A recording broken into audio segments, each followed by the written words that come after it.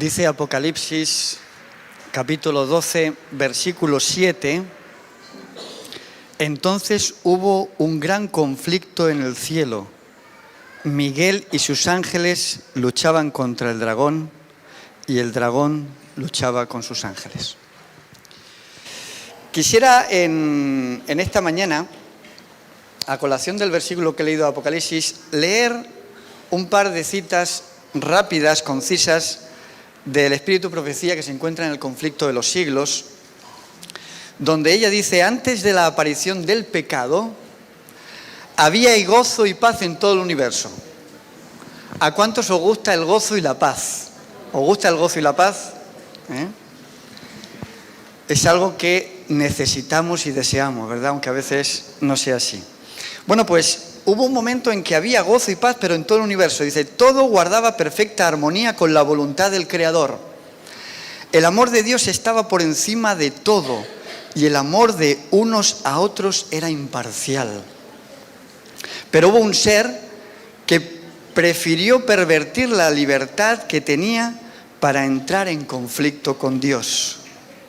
Su orgullo le impidió someterse y se empeñó en defender su proceder, insistiendo en que no necesitaba arrepentirse, y se entregó de lleno al gran conflicto con su Hacedor.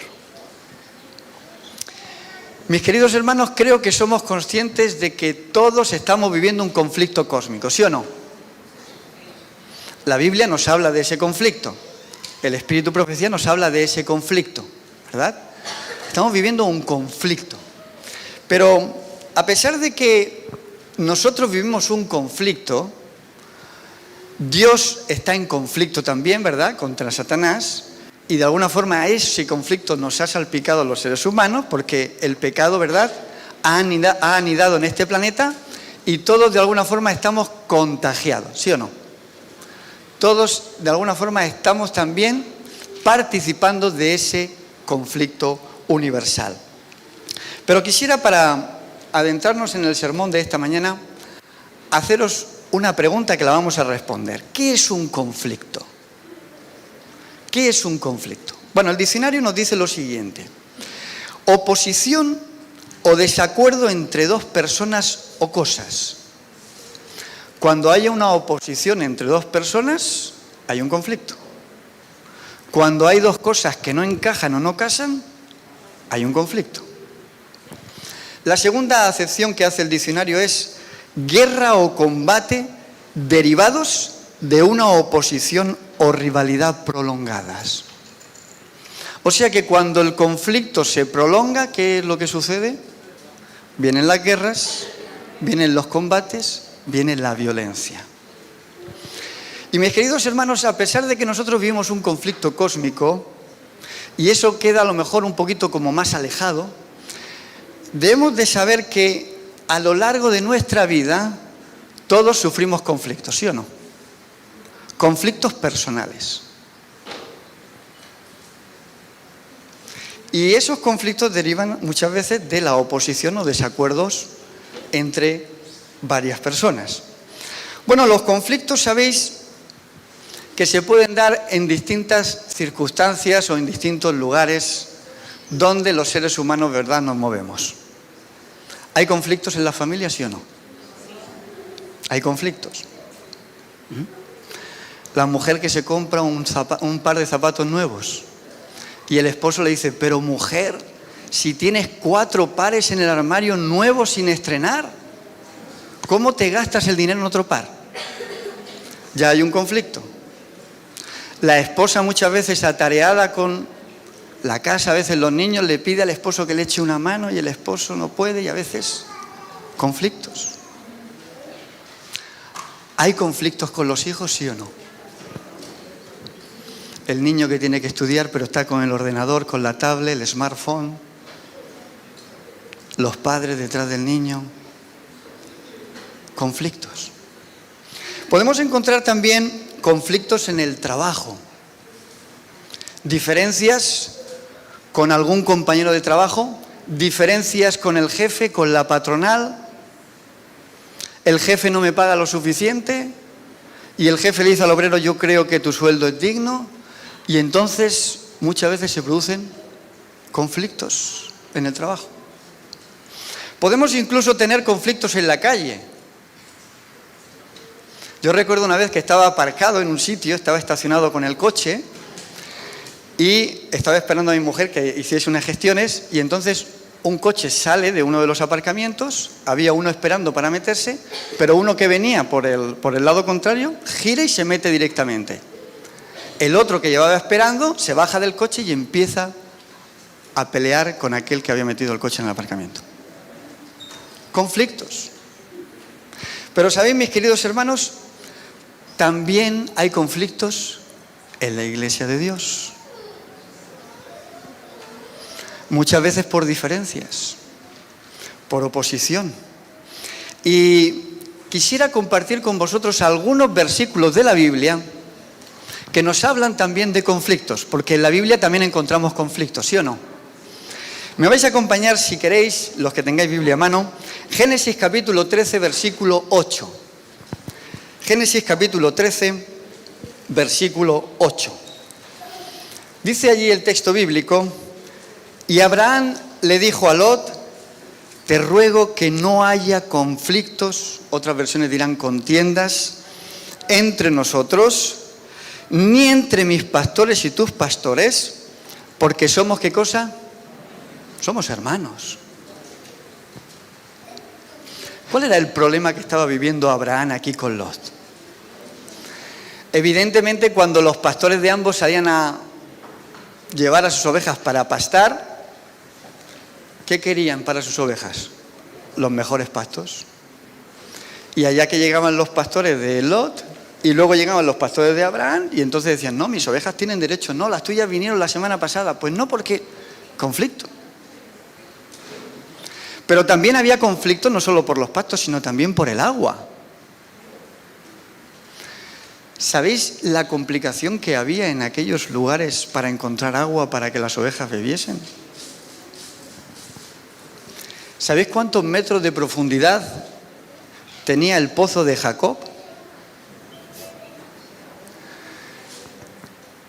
Dicen los arqueólogos, los que descubrieron el pozo de Jacob, que tiene una profundidad, todavía existe, de alrededor de unos 30 metros de profundidad.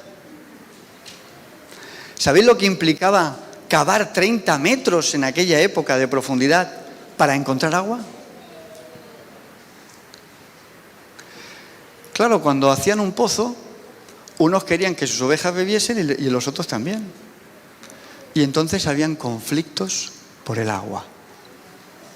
¿No hemos vivido en la Vega Baja o en la región de Murcia conflictos también por el agua, los que son agricultores, años atrás? Conflictos. Y es interesante porque lo primero que deseaba Abraham era evitar que hubiese enemistades entre los mismos de su familia. Y entonces vemos como Abraham propone una solución y de alguna forma beneficia a Lot, porque le dice, si tú vas a la derecha, yo iré a la izquierda, y si tú vas a la izquierda, yo iré a la derecha. Le da a elegir. Sin embargo, en la antigüedad, la persona mayor tenía derecho a elegir. Pero Abraham renuncia a ese privilegio con tal de poder llegar a un acuerdo con su sobrino Lot y que no haya altercado entre él ni tampoco entre sus pastores. Abraham sabía de la perniciosa influencia que el odio y las contiendas pueden generar entre las familias, los amigos, los vecinos, incluso en aquellos pueblos de alrededor donde él se movía. Y yo pienso que Abraham conocía de alguna forma el mensaje que se desprende de Proverbios capítulo 13, versículo 10, que dice, por la soberbia solo viene la contienda, mas con los que reciben consejo está la sabiduría. Os hago una pregunta, mis queridos hermanos, esta mañana. ¿De quién recibía consejo Abraham? La Biblia dice que Abraham era amigo ¿de quién? De Dios. ¿Sabéis? Los seres humanos a veces tenemos un problema. A veces tenemos amigos, que los podemos poner entre comillas, que no son buenos consejeros. Lo que hace es empujarnos al conflicto. Podemos decir que son cizañeros. ¿Conocéis esa palabra, verdad? Son cizañeros. Avivan el fuego. Abraham tenía un buen consejero y ese consejero era Dios porque era amigo de Dios. Mis queridos hermanos, bien haríamos nosotros en tener como amigo a Dios y como consejero a Dios. Porque eso nos iba a ayudar a no entrar en conflicto y si entramos en conflicto a resolver nuestros conflictos. Abraham era amigo de Dios. Encontramos otro conflicto también interesante. Hechos capítulo 15, versículos 36 al 39. Dice el texto bíblico que después de algunos días, Pablo dijo a Bernabé: volvamos a visitar a los hermanos de todas las ciudades en que hemos anunciado la palabra del Señor, para ver cómo están. Bernabé quería llevar consigo a Juan, el que tenía por sobrenombre Marcos. Pero Pablo no le parecía bien llevar consigo a aquel que se había apartado de ellos desde Panfilia y que no había ido con ellos a hacer la obra. Y dice el texto bíblico que hubo tal desacuerdo entre ambos que se separaron el uno del otro. Bernabé, tomando a Marcos, navegó a Chipre. Vaya, el apóstol Pablo en conflicto con Bernabé. ¿Por causa de quién? De Juan Marcos. Un chaval joven, inexperto. Pero Pablo no pasaba una en ese entonces. Pero ¿sabéis? Pablo era un hombre que amaba al Señor y era un hombre en el que había sabiduría de lo alto, ¿sí o no? Y por los textos bíblicos, si nosotros vamos un poquito más adelante, Colosenses 4:10 o 1 de Timoteo 4:11, vemos como finalmente Pablo recibe a Juan Marcos, ¿verdad? Y dice: cuando vengas con él, tráemelo porque me es útil para la predicación del Evangelio. Pablo había también solucionado el conflicto. Os hago una pregunta, hermanos: ¿a cuántos de vosotros os gustan los conflictos? ¿Hay alguno que le gusten los conflictos? Puede ser que hay alguno que le guste, ¿eh? Hay algunos que son peleones. Se mueven bien en ese terreno, en el tema de los conflictos. Os hago otra pregunta.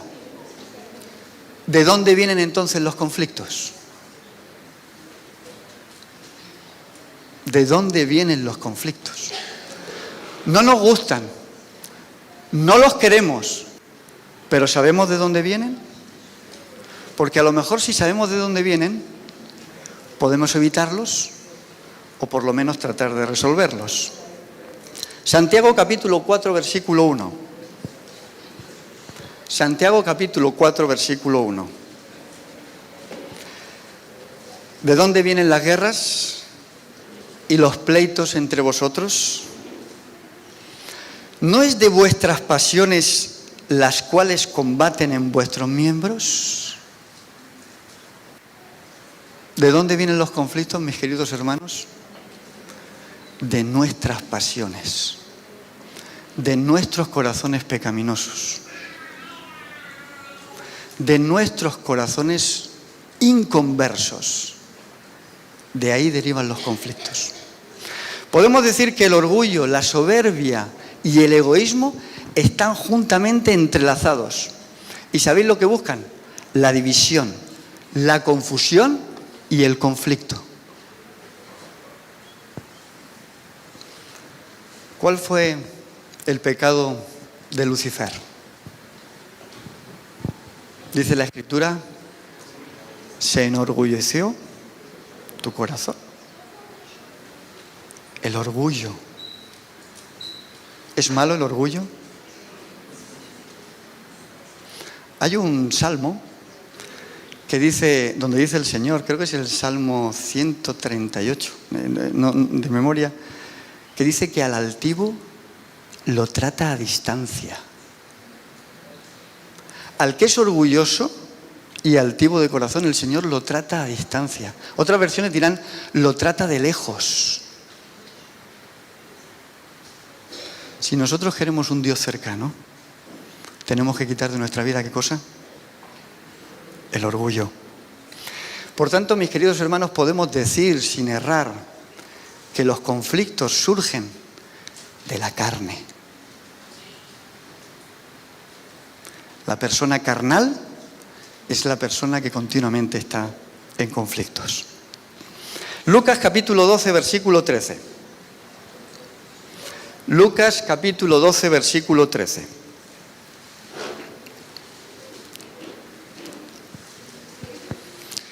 Y le dijo uno de la multitud a Jesús: Maestro, di a mi hermano que parta conmigo su herencia.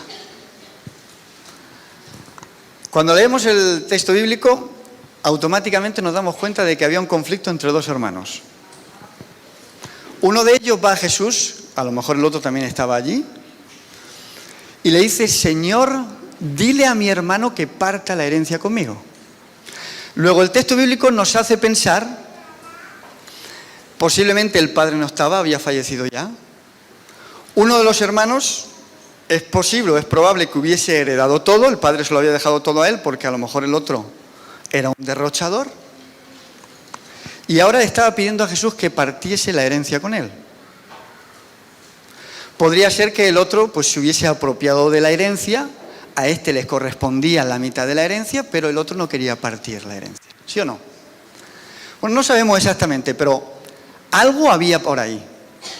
Y Jesús de alguna forma sabe que hay un conflicto entre esos dos hermanos. Os hago una pregunta. ¿Jesús puede resolver los conflictos, sí o no? ¿Estáis seguros? Según la respuesta de Jesús parece que no. Fijaros cuál es la respuesta de Jesús. Hombre, versículo siguiente.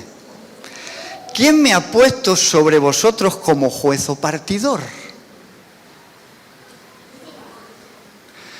Da la sensación de que Jesús se está desmarcando del conflicto. A mí esto me pasa muchas veces como pastor. Cuando hay problemas entre dos hermanos, al final los palos, quien se los lleva es el pastor. Y ahora os voy a explicar por qué.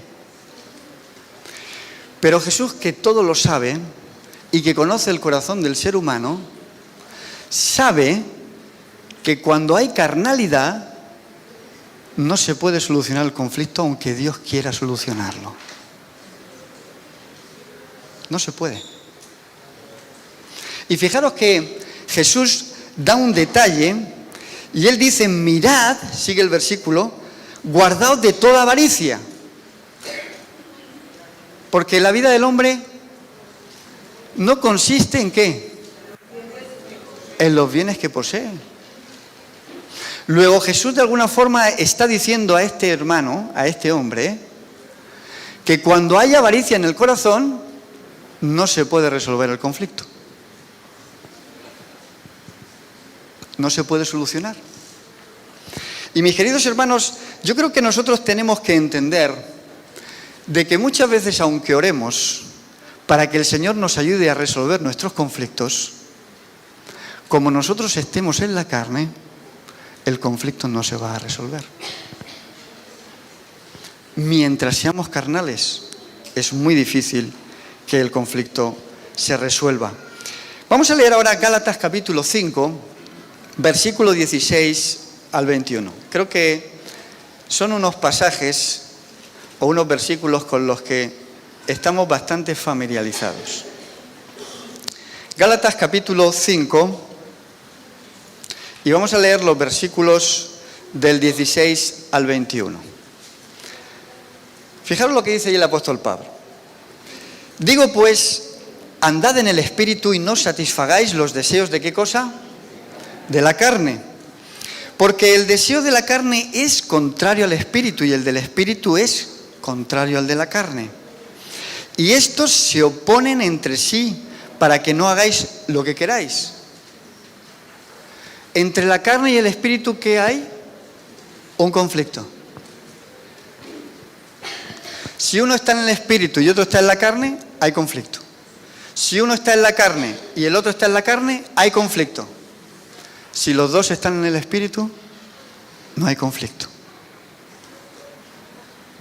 Y sigue diciendo Pablo: pero si sois guiados por el espíritu, no estáis bajo la ley.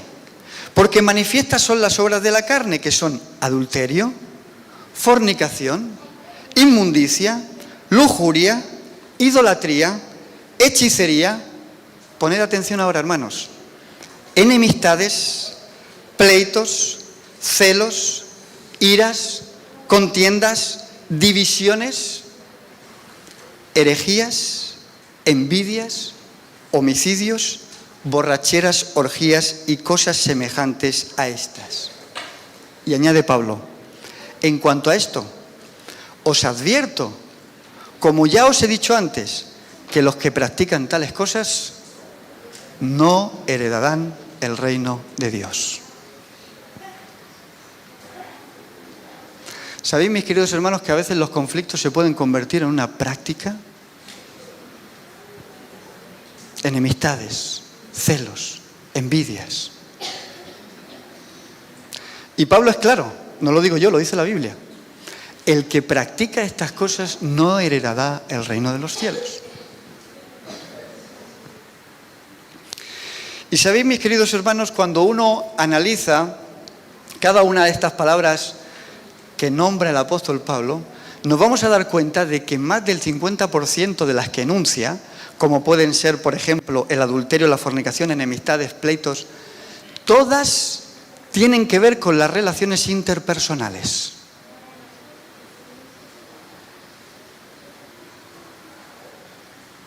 La mayoría de las obras de la carne tienen que ver con las relaciones interpersonales.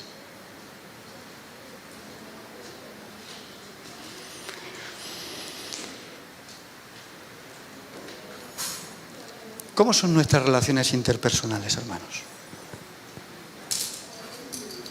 ¿Cómo me relaciono con mis hermanos?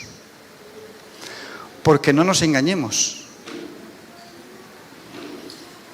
La forma en que yo me relaciono con mis iguales manifiesta cómo es mi relación con Dios. Porque si me relaciono mal con aquel que veo, es mentira que me relaciono bien con aquel que no veo. Por lo tanto, mis queridos hermanos, queremos saber realmente cómo es una persona con Dios, cómo es su relación con Dios. Miremos cómo es su relación con los demás. Relaciones interpersonales. Si mi relación con cada uno de vosotros es buena, os puedo garantizar que ya la persona tiene un talento desarrollado para tener una buena relación con Dios. Ya tiene camino andado. ¿Cómo me relaciono con los demás? ¿Cómo vivo yo mi experiencia cristiana realmente?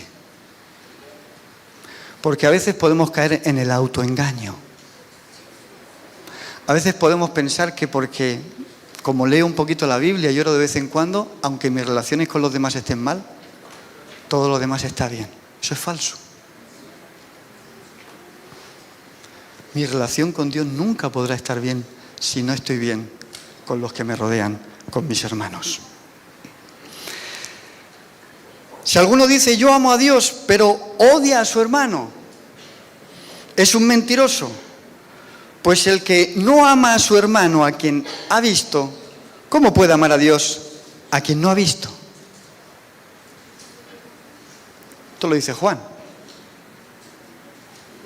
Mis queridos hermanos, ¿cómo son nuestras relaciones interpersonales? Es bueno que meditemos en ellas, porque eso nos puede ayudar.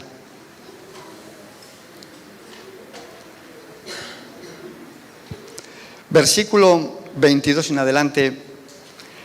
Pero el fruto del Espíritu, fijaros, es amor, es gozo, paz, paciencia, benignidad, bondad, fe, mansedumbre, templanza.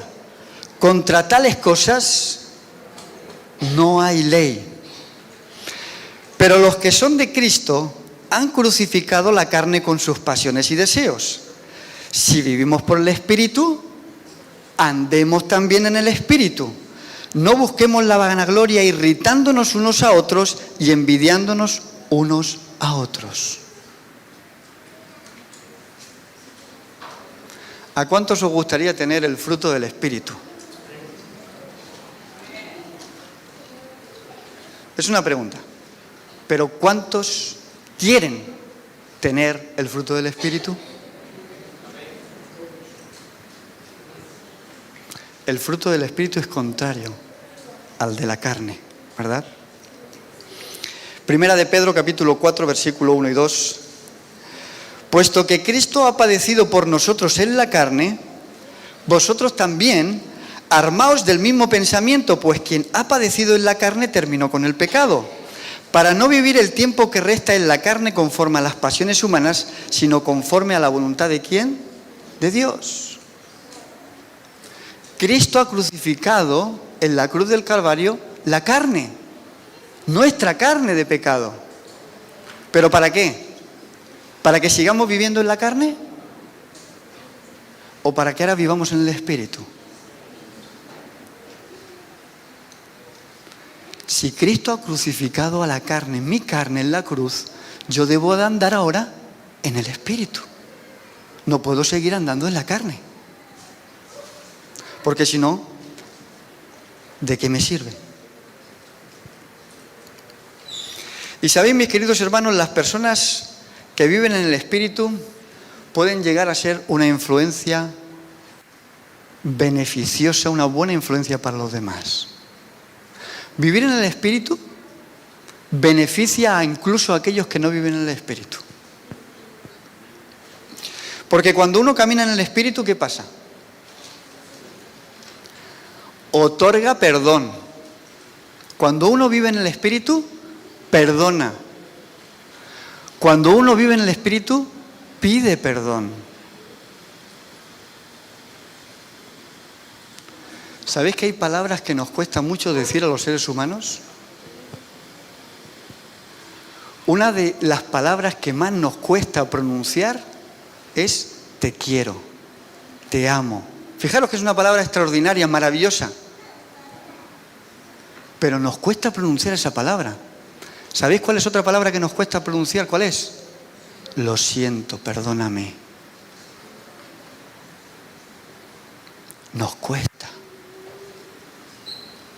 Porque estamos sujetos muchas veces a nuestras pasiones, a nuestro ego. ¿Sabéis cuál es el don más excelente? Lo dice Pablo. ¿Sabéis cuál es? El amor. Y es el primer fruto del Espíritu. El amor.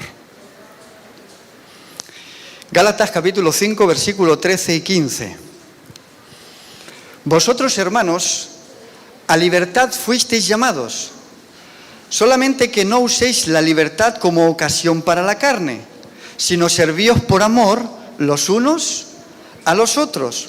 Porque toda la ley en esta sola palabra se cumple: amarás a tu prójimo como a ti mismo. Y fijaos lo que dice a continuación el apóstol Pablo. Pero si os mordéis y os coméis unos a otros, mirad que también no os destruyáis los unos a los otros. ¿Para quién escribió Pablo las epístolas? ¿Para quién? ¿Para los incrédulos, para los inconversos o para los cristianos? Para los que habían conocido el Evangelio, ¿estamos de acuerdo? Para los que habían aceptado a Jesús como su Salvador. ¿Y cómo puede ser que el apóstol Pablo dirija una carta a aquellos que habían aceptado al Señor en su corazón diciendo estas cosas? Pero si os mordéis y os coméis unos a otros, mirad que no os destruyáis los unos a los otros. ¿Será posible, mis queridos hermanos, que entre aquellos que predicamos el Evangelio, que predicamos el amor de Dios, se puedan dar situaciones semejantes? ¿Que nos comamos y nos mordamos unos a otros? ¿Realmente hemos comprendido el Evangelio? ¿Realmente los Gálatas habían comprendido el Evangelio con estas palabras que le dice Pablo? Son palabras duras. Comerse y morderse entre hermanos. ¿Sabéis? Hay conflictos que destruyen a las personas, pero las destruyen por dentro. Recuerdo el caso de dos hermanos de sangre, ya no de iglesia, dos hermanos de sangre, que por un problema que tuvieron entre ellos, estuvieron 35 años sin hablarse. Uno de ellos, cuando rompió la barrera, decía que el odio lo consumía por dentro, lo enfermaba. ¿Por qué tenemos que ser los seres humanos a veces tan necios? Si lo que el Señor quiere a través del perdón es otorgarnos paz a nosotros, porque cuando uno pide perdón, descansa. Le hace bien. El que pide perdón le hace bien, aunque el otro no perdone, pero uno descansa delante de Dios. Pero cuando uno no pide perdón y hay un conflicto, y el conflicto no se soluciona, como dice Pablo, se muerden unos a otros, se comen unos a otros y al final uno se consume y se destruye por dentro.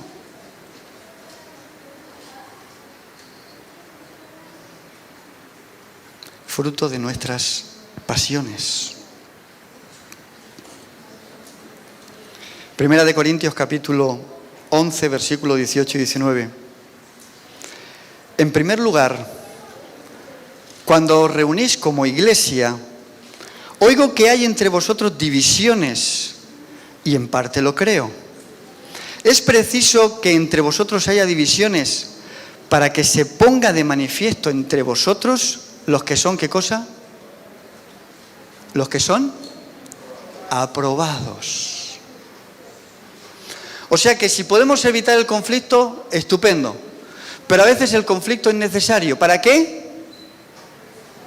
Para que se manifieste los que son aprobados. Para que se revele lo que hay en el interior de la persona. Una hermana de iglesia tiene un problema con otra hermana de iglesia. Y entonces dice la hermana, yo ya no voy a la iglesia. Entonces las dos salen reprobadas. La una por ofender y la otra por no perdonar. A veces estas cosas es necesario que sucedan para que revelen lo que hay realmente en nosotros. Para que sepamos los que son realmente aprobados delante de Dios. ¿Sabéis, mis queridos hermanos? La falta de perdón también es pecado. Y Jesús lo dijo bien claro. Porque si vosotros no perdonáis las ofensas a los que os ofenden, tampoco vuestro Padre Celestial perdonará vuestras ofensas. ¿Queremos realmente que Dios nos perdone, sí o no?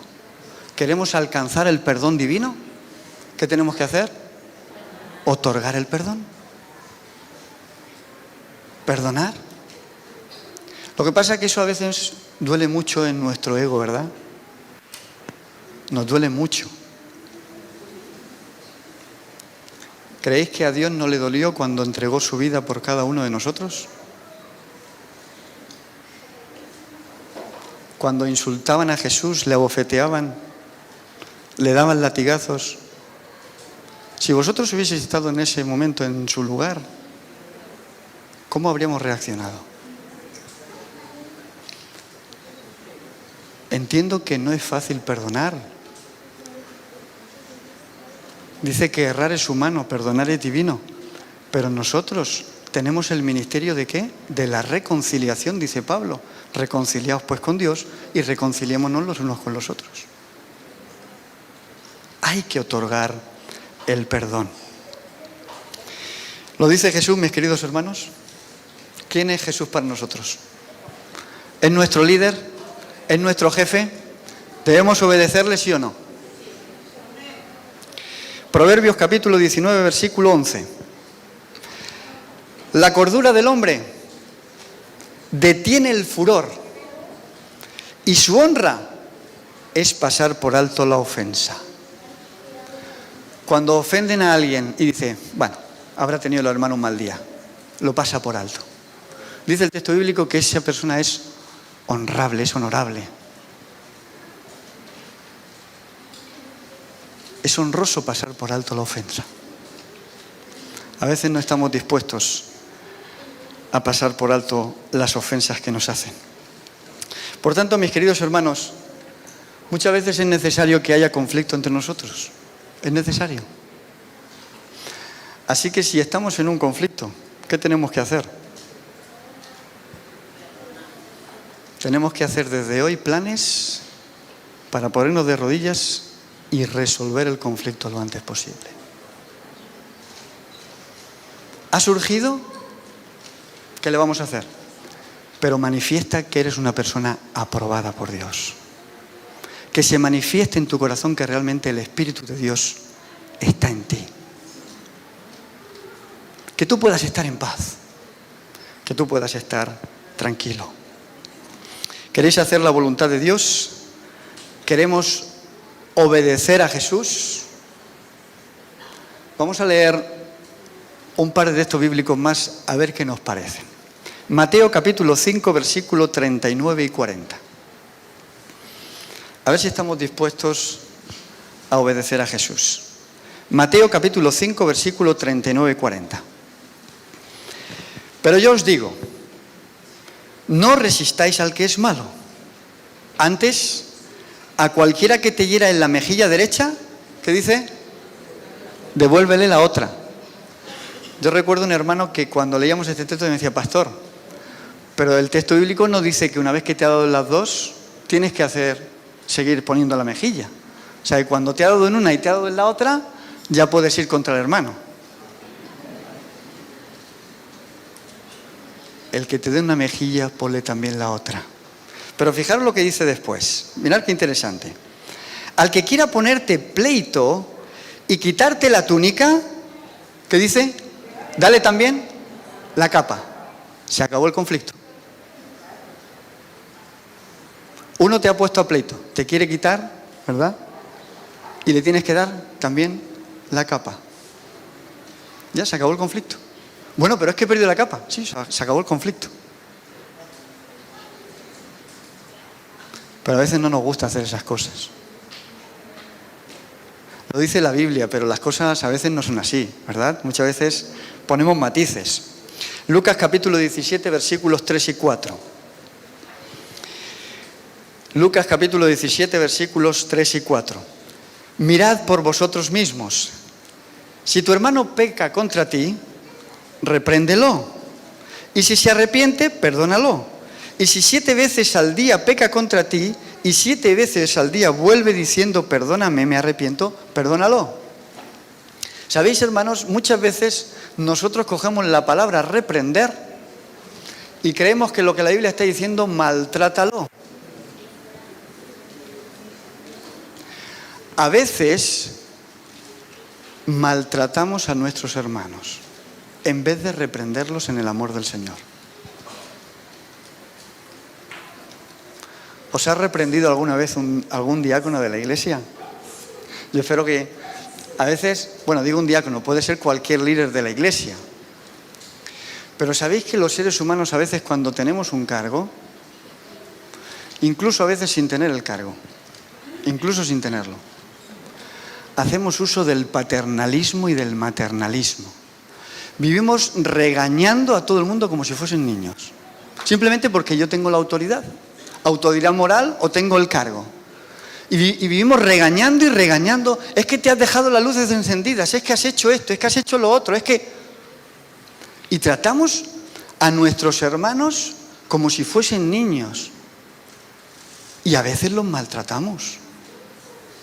Pero ¿qué cuesta decir las cosas con amor? ¿Qué cuesta decir las cosas con cariño? La palabra áspera, dice el proverbio, ¿genera qué? Contienda. Pero la palabra amable, dulce, bondadosa, ¿qué hace? Calma la ira.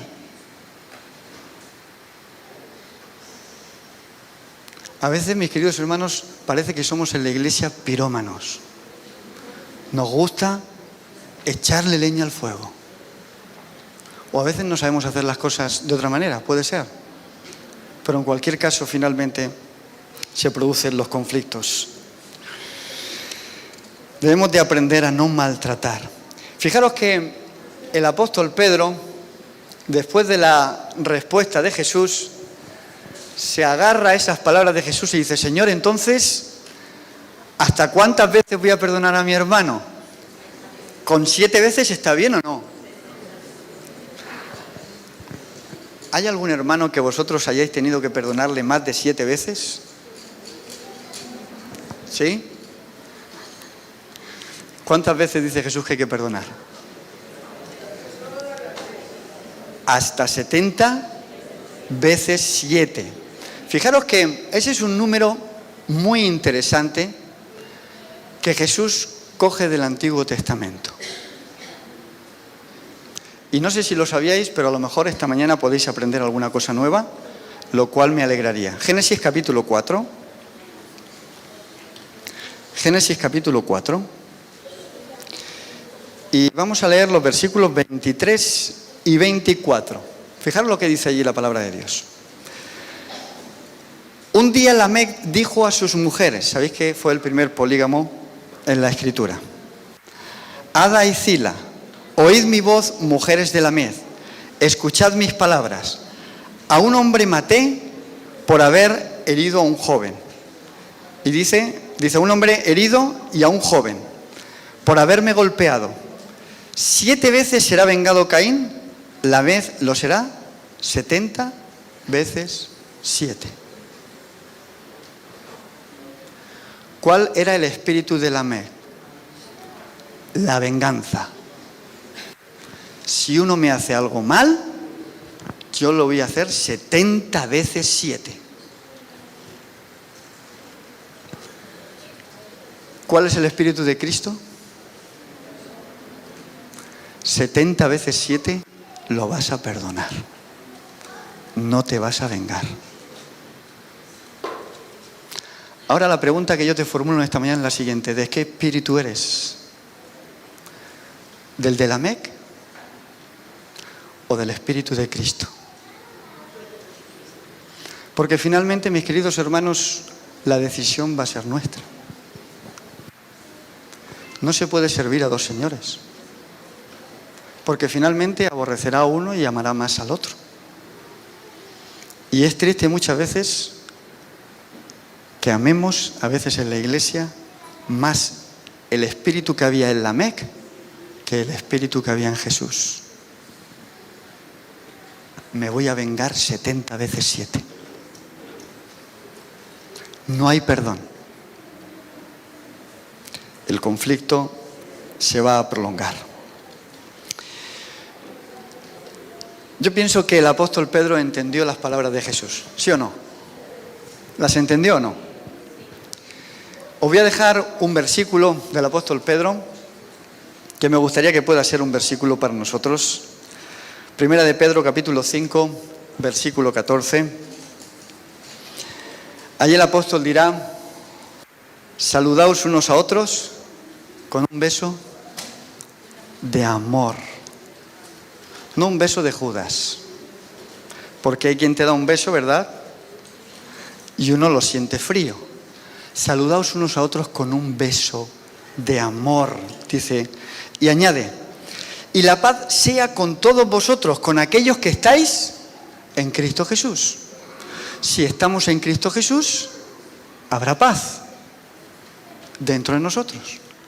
Pero si no estamos en Cristo Jesús, si en nosotros no está el Espíritu de Cristo Jesús, habrá conflictos, habrá pleitos,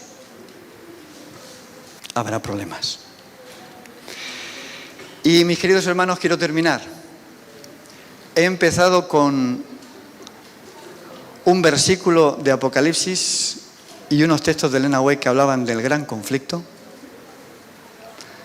Ojalá que nosotros podamos colaborar para que ese gran conflicto se atenúe, que podamos honrar a nuestro Señor. Y os dejo las últimas palabras del conflicto de los siglos. El gran conflicto ha terminado. A mí me gustaría que eso pudiese pasar aquí también. que los conflictos se acaben, si es posible, y si no, por lo menos que los resolvamos. El gran conflicto ha terminado, ya no hay más pecado ni pecadores. Todo el universo está purificado. La misma pulsación de armonía y de gozo late en toda la creación. De aquel que todo lo creó manan la vida, la luz y contentamiento por toda la extensión del espacio infinito. Desde el átomo más imperceptible hasta el mundo más vasto, todas las cosas animadas e inanimadas declaran en su belleza sin mácula y en júbilo perfecto que Dios es amor. ¿Cuántos quieren que Dios esté en su corazón? Si Dios es amor y Dios está en tu corazón, lo único que podemos dar es amor. Que el Señor los bendiga en esta mañana. Amén.